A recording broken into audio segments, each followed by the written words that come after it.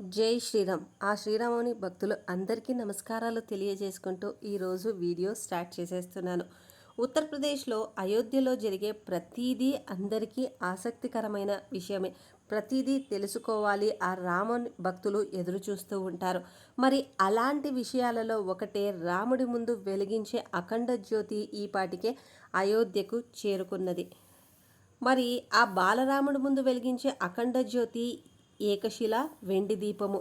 అయోధ్య ఆలయం రామ్లల్లా విగ్రహ ప్రతిష్టాపనకు సిద్ధమైంది.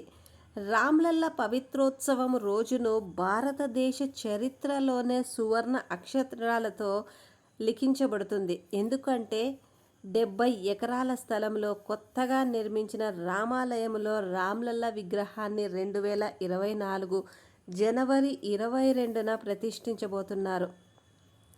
ఈ పాటికే అయోధ్య నూతన వధువుగా అలంకరించబడింది. శ్రీరాముని సంప్రోక్షణ రోజున ఆయన ఆలయంలో వెలిగించే అఖండ దీపం కూడా సిద్ధంగా ఉంది. ఆ దీపం ఇప్పుడు అయోధ్యకు చేరింది.